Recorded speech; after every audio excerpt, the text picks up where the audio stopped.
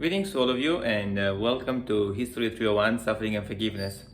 I normally do not take videos like this, holding my phone in my hand, but I thought for this one I should take it here, especially because it's a class about history. It's a class about history, but also about, from a philosophical perspective. You all know, or at least the majority of you know, that I am mainly a philosopher. What we will do in this course, we will use two traumatic periods in the history of humanity, and that is World War II, especially the Holocaust, and the suffering in communist prisons in Eastern Europe, especially in Romania, and we'll try to understand them through the lenses of two notions that we will discuss from a philosophical perspective, and that is suffering and forgiveness. So in that sense, the course is a course on history, because we talk about two events in history, but also a course in humanities, in which we treat those historical events from a more philosophical perspective. And I mentioned I normally don't take videos like that, but I wanted to take them because behind me you see my history, you see my grandparents, you see my great-grandfather actually over there. Over here.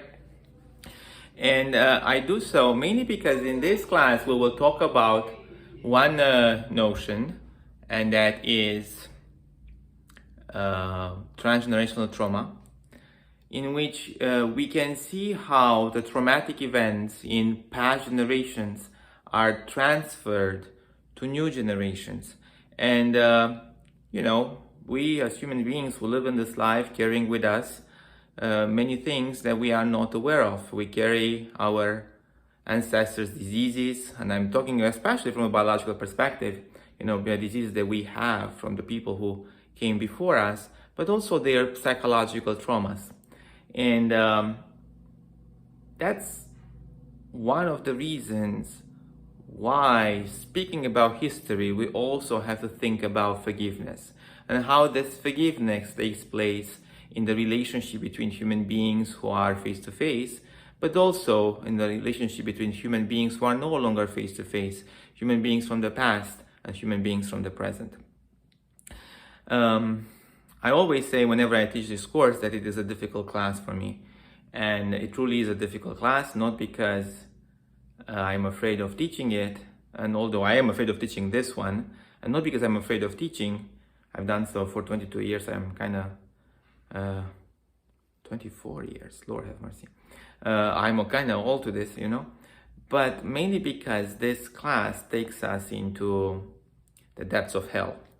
If anyone thinks of communist prisons or the concentration camps during the Holocaust, I would say that those two actual realities in the world are the closest human beings can get to hell in this life. And because we will travel together in this hell, you never know how you come out of it. But what I also know is that even if we encounter in this course lots of suffering and also lots of stories that we don't know, we don't even want to know about, we also encounter a lot of beauty.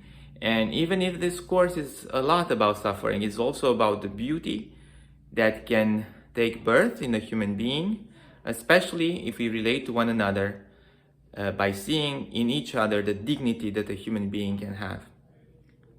So I have to say from the beginning, the course is not going to be a walk in the park, and it's not necessarily because of the difficulty of the readings, but rather because of the spiritual difficulty of the readings, because we will read stories about human beings who do suffer.